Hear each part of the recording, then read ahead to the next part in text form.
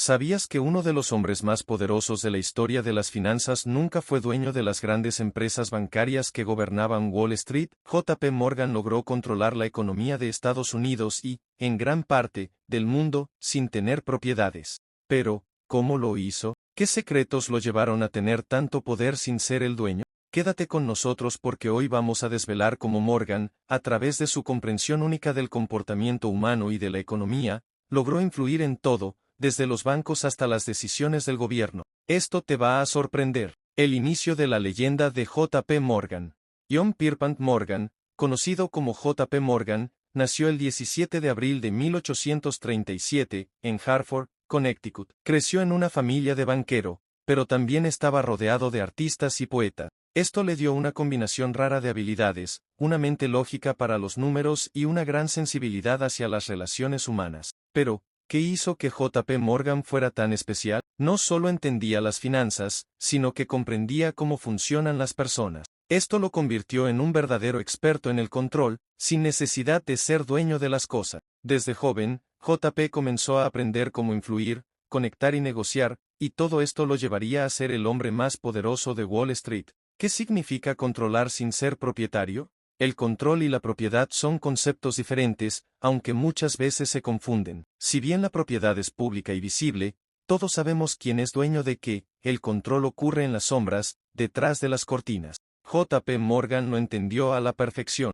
Pero, ¿cómo lo hizo? Morgan controlaba a través de los préstamos. No era propietario de los bancos más grandes de Wall Street, pero era el hombre que podía otorgar los préstamos más importantes. Al prestar dinero a instituciones o empresas clave, no solo les daba liquidez, sino que también les daba poder. Y ese poder, en última instancia, lo controlaba a él. Los préstamos personales como herramienta de influencia. Los préstamos personales que Morgan ofrecía no eran simples transacciones bancarias. Eran estrategias de poder. Al ofrecer dinero a personas o empresas, él conseguía algo mucho más importante, influencia. Por ejemplo, cuando los Rockefeller o los Rothschild necesitaban capital, Morgan no solo les prestaba el dinero, sino que también les ayudaba a decidir qué hacer con él. Pero aquí está la clave, no se trataba solo de dar dinero. Morgan era un experto en entender las necesidades emocionales y psicológicas de las personas. Sabía cómo negociar, cómo hacer que otros confiaran en él, y cómo asegurarse de que sus préstamos se convirtieran en algo más grande que una simple transacción financiera. El poder detrás de las grandes familias. Las grandes familias como los Rockefeller, Rothschild y Vanderbilt eran poderosas, pero incluso ellos necesitaban a alguien como Morgan para alcanzar el siguiente nivel de control, porque, aunque ellos eran dueños de grandes empresas y propiedades, necesitaban de la habilidad de Morgan para mover grandes sumas de dinero, facilitar acuerdos entre ellos y, lo más importante, para actuar como intermediario cuando los intereses de todos se cruzaban. Así que, mientras Morgan nunca fue el dueño directo de los activos de estas familias, fue el hombre detrás de las decisiones clave. Él entendía que el verdadero poder estaba en controlar las conversaciones, las negociaciones y, en última instancia, los flujos financieros. Como Morgan manipulaba los mercados. En momentos de crisis, Morgan se convirtió en el salvador de Wall Street, pero también en el que manipulaba la situación a su favor.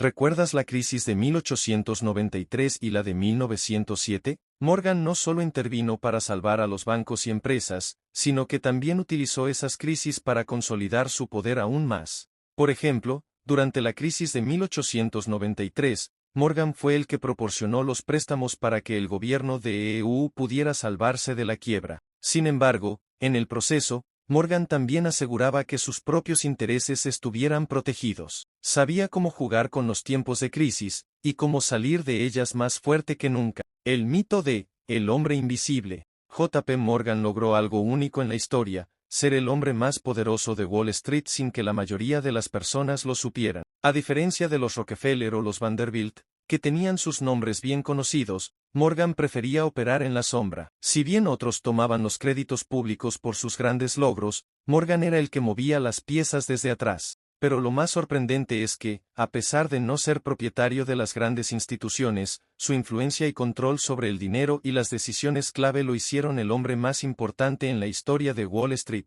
Lecciones de JP Morgan para el mundo actual. ¿Y qué lecciones podemos aprender de JP Morgan hoy? Primero, que el control no siempre proviene de la propiedad. En el mundo moderno, Las personas con poder no siempre son las que poseen las cosas. A menudo, son las que manejan los recursos, las decisiones y las estrategias detrás de escena. Lo que Morgan nos enseñó es que la habilidad para influir y controlar los flujos financieros es más importante que ser dueño de algo. En la actualidad, los empresarios, banqueros y políticos pueden aplicar este mismo principio para ser influyentes sin necesidad de ser los dueños visibles. Al final del día, JP Morgan fue más que un banquero, fue un hombre que comprendió cómo manipular el flujo de dinero, cómo mover las piezas del tablero y cómo controlar sin ser propietario. Y en eso, dejó una huella que aún resuena en la economía global. Si hay algo que podemos aprender de su historia, es que el verdadero poder no siempre se ve a simple vista. A veces, está en los detalles más pequeños, en las decisiones que parecen insignificantes, pero que en realidad tienen el poder de cambiar el mundo. Y eso, amigos, es lo que hace que la historia de JP Morgan sea tan fascinante y relevante hoy.